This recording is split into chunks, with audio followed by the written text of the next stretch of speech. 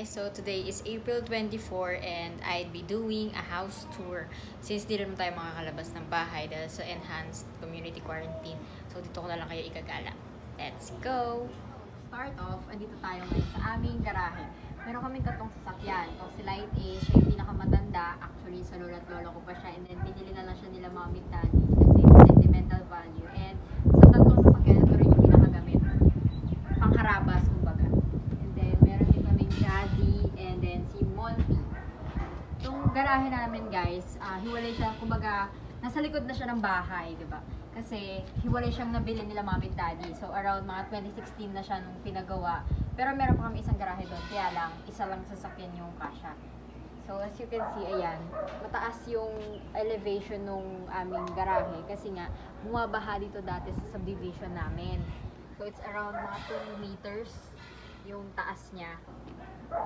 So doon sa kabilang side, makikita naman natin yung tanim ni daddy at ni kuya. Sila yung mahilig magtanim ng mga kung ano-anong halaman. So, dito tayo guys.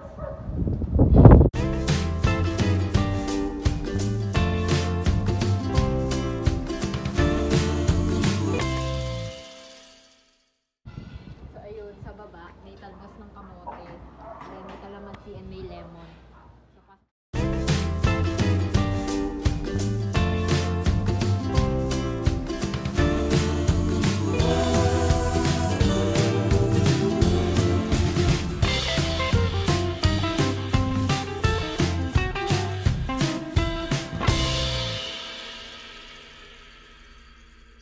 So yun guys, yung nakita nyo clip, merong hagdan nagdudugtong dito sa bahay namin and doon sa garahe namin. So ito ay yung una naming garahe, which is isa lang yung kasya dito.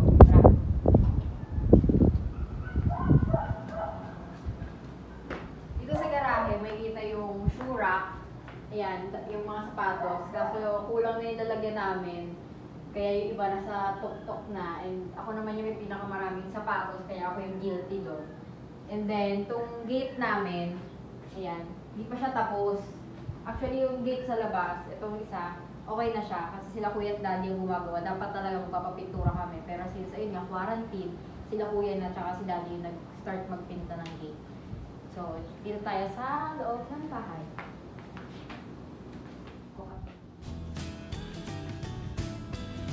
So, bago makapasok sa bahay, may hagdan muna dito. Kung mapapansin nyo, mataas siya kasi nagpatambak kami ng 2015, nag-decide sila mommy at daddy na ipa-renovate din yung loob ng bahay para maging modern siya. And then, para hindi na rin abuti ng baha, kaya ganito kataas guys. Tapos ito, may alcohol kami bago pumasok ng bahay. Disinfect muna kami ng kamay. Pasok na tayo.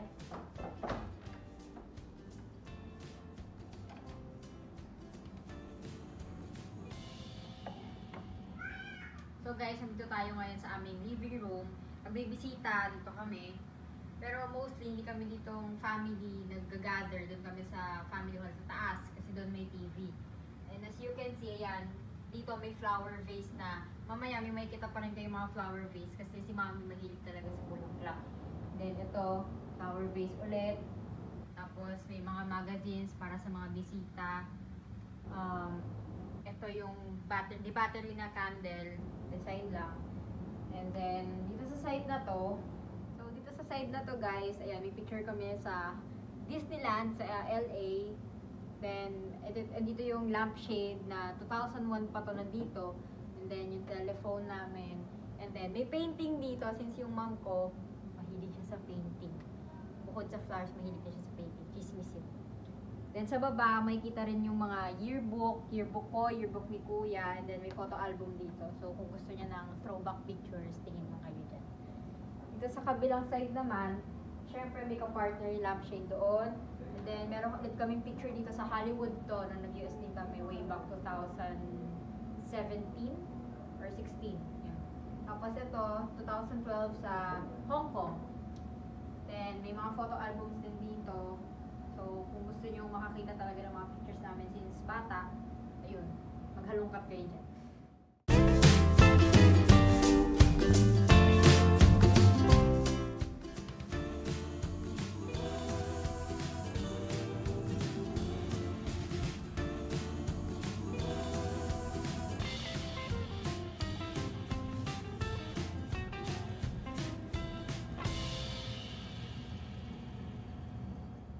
So, moving on guys, ito tayo sa may accent chair namin.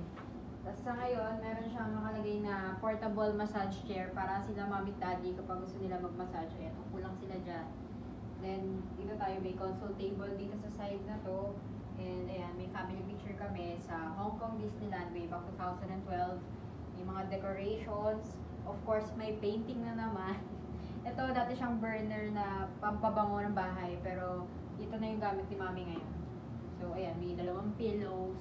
Na pang-decorate lang yan, guys. Tapos, ito, may flower vase sa side na to. Para magkaroon ng decoration dito sa part ng bahay natin. So, dito naman tayo sa dining area. So, guys, bago makarating sa aming dining area, dito muna yung china cabinet na naka-display yung mga plates, cups, saucers, yung mga wine glasses na niregalo kila mami at daddy nung kinasal sila. So, ayan, meron ding sa baba yung cabinet na pwedeng lalagyan ng mga containers like this. Ayan.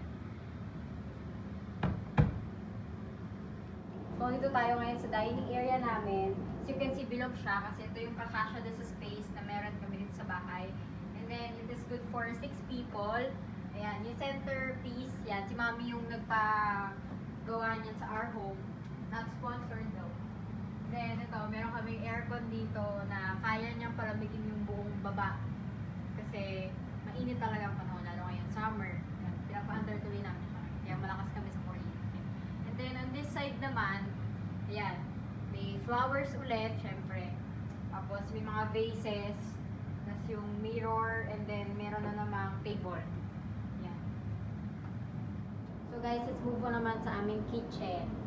Ayan, madilim, so buksan natin yung ilaw. As you can see, ayan, color purple siya. Modular kitchen na rin siya kasi pina-renovate nga itong bahay. So, nag-decide si mami na gawing modern na rin yung aming kitchen. So, ito, may rice cooker, inanda ng tubig. And then, dito sa side na to, yung aming like mini bar area. Tapos, meron ding TV. So, habang pwede rin kami manood habang kumakain. Dito lang din naman. And then, malinis kasi tignan kapag ganitong kitchen. Then, ayan, may range hood. Tapos, meron din stove, electric stove to guys. Ako lang mostly gumagamit nito. Ako ko lang, mas gusto ko lang kasi talaga to kasi ito sa lumabas pa ako para magluto. Kasi may dirty kitchen din kami, mamaya papakita ko sa inyo. So, ito, meron kaming tindahan sa bahay. Guys.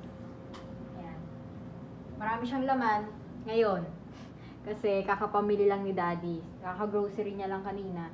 So, ayan. Ako po yung nag-ayos niyan. So, pasensya na kung medyo magulo pa. Tapos, ito naman yung mga canned goods namin. Ayan. And then, sa baba, ito, meron kaming microwave. And then, ito yung oven.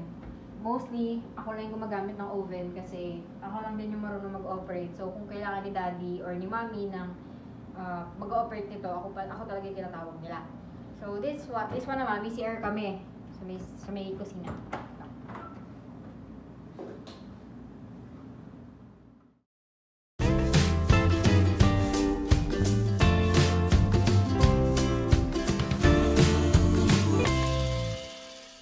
Meron kaming lababo dito. Dito kami mostly naghuhugas ng mga pinggan. Hindi namin masyadong ginagamit yung lababo doon sa kabila kasi parang mas comfortable lang kami dito gamitin. Para kung sakaling medyo makalat, ayan, madali lang siya linisin. Unlike doon kasi medyo ingat na ingat kami doon sa formal kitchen. So, dito naman guys, guest room siya actually. Pero since wala namang bisita or wala rin naman kaming maid dito sa bahay, ayan, minsan ginagamit ni daddy kapag tanghali. Dito siya matutulog. Pasok guys. Ayan. So, you can see, ito lang po. May single bed siya. Tapos, may table. May aircon naman, kung gusto. And then, may TV rin for entertainment purposes. Actually, guys, mas gusto ko nga yung cabinet dito. Modern kasi yung cabinet. Ayan. Yung sa kwarto kasi namin, hindi na namin pinabago kasi fixed na siya. And then, look at this cute portrait. Diba guys, ang cute-cute ni Erich. Actually, 10 days old lang siya niyan, yung photoshoot niya dyan. So, i-zoom ko para sa inyo.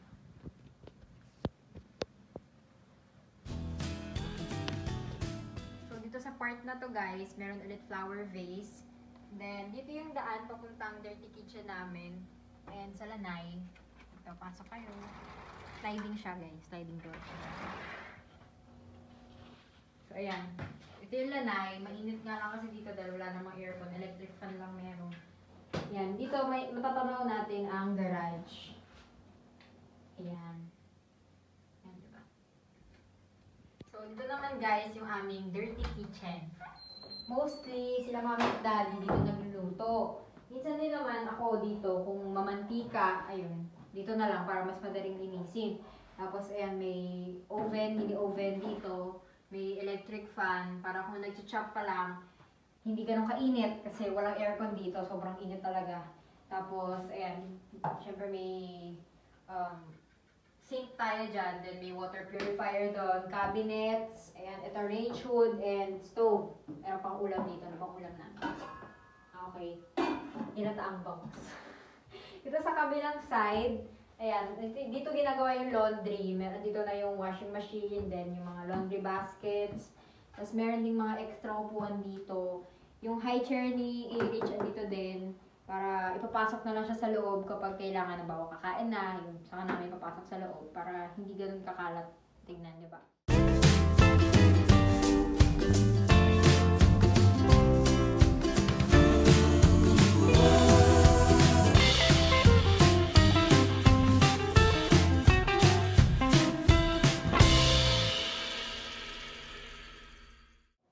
So, ito yung hagdan namin. Meron na ng mga flower vase dito sa side. Tara, kaya tayo.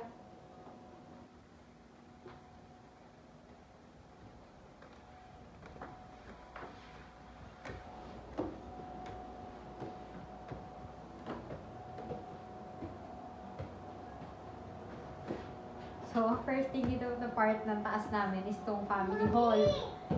Ayan, si Irish. Come here, baby. Busy po siya sa panonood ng YouTube. Ayan, nandiyan yung TV. Meron din kaming karaoke dito. Then, dito yung karaoke for entertainment. Yung si Kuya at si Danny. Tapos ito, nandito yung stereo. Nandito rin yung home theater. Tapos, guys, may upuan sa hindi si Erich para kung sakaling pag nanonood siya ng TV, yan, dyan siya upo. And may aircon din, syempre, para hindi mainit ito sa taas. Hi. Say hi to them. Hi. Hi. Sali ka sa vlog? Sali ka sa vlog? Sali daw siya, guys. Ito yung room namin. Pasok kayo.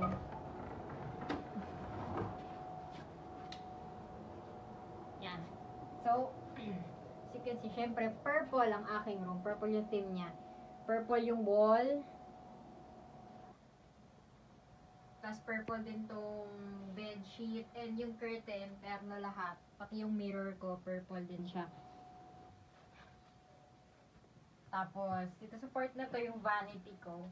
Yan, medyo magulo nga siya ngayon guys. Kasi ito yung sa pag-aaral ko. Ito yung mga pang skincare routine. Ito, necklace. Ito yung isa kong phone. Tapos yung cabinet. Di ko na siya bubuksan guys kasi medyo magulo. Kasi itong batang to, abot niya itong part na to. Kaya kung ano nung ginagawa niya sa cabinet mo. Then ito, may picture kami ni kuya ng bata.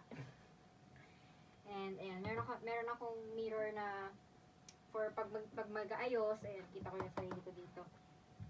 Tapos ayan, lotion.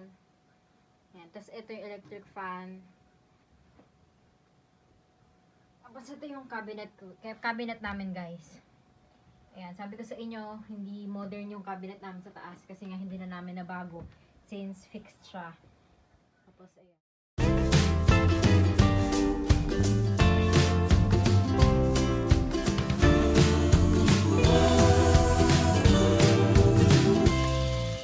Paglabas ng kwarto ko, dito lang yung CR, kalapit lang sila. Ayan. Ito yung CR namin ni Kuya. Just malapit siya sa kwarto namin. Just ayan, merong shower. May heater din dito and yung mga kailangan pa. Punta naman tayo sa room ni Kuya. Let's go, let's go!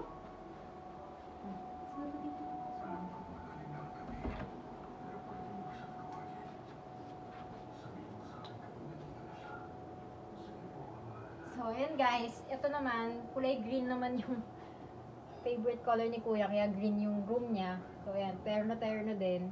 Green yung wall. Green yung mirror. And then, yung upuan green din. Pati nga cortina green din. Ito lang ang hindi na match ngayon. Ayan. Kung makikita nyo, mas maliit yung kwarto sa akin ni Kuya. Actually, dapat ito yung kwarto ko. Kaya lang kasi, may nakapagsabi kala mami at daddy na parang masama daw na nandito ako tapos yung ulo ni Kuya na doon sa kabila. Kaya pinagpalit kami ng kwarto. Ayan, okay naman. Mas lumaki yung kwarto ko. Joke. So, dito naman tayo guys sa master's bedroom. Siyempre, nag-ask naman tayo ng permission sa parents.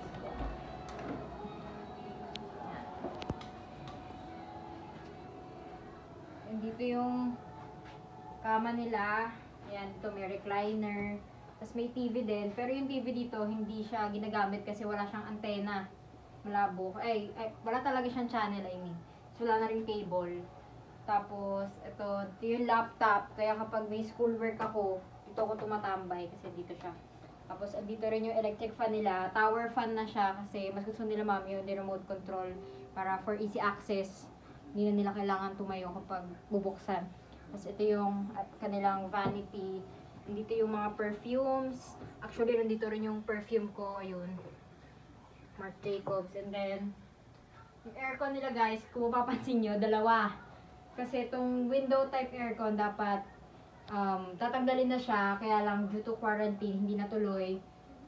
Kaya ayan, tatanggalin siya after quarantine. Sana matapos na yung quarantine guys. Tapos, malaki yung room nila. Siyempre dahil master's bedroom. Ito, meron silang ref. Para accessible yung water. Dito rin yung mga chocolates. Yan. Tapos meron sila ulit flower vase na sa side na yon. May picture, throwback picture to nila mami at daddy. May scented candle na hindi naman sinisindihan. Tapos may clock, ayan. Meron sila sariling CR guys, actually. Dito tayo. Walk-in closet pa to. So, ito yung kanilang walk-in closet. Left side si mommy, and then right side si daddy. Hey daddy. Tapos ito yung CR nila. So, dito tayo ngayon sa CR nila mommy at daddy. Meron sila, ito yung toilet bowl. Tapos malaki yung space nila dito guys. Dito yung mga kailangan sa for the skin. Ayan. Dito rin yung mostly mga needs ko eh. Tapos, may perfume dito, nabigay kay mami. Tapos, may bathtub sila. Ito yung pinaka masarap na part dito sa CR nila. May bathtub. So, minsan ginagamit namin, minsan hindi. Tinatamad maglinis. So, ayan. May clock.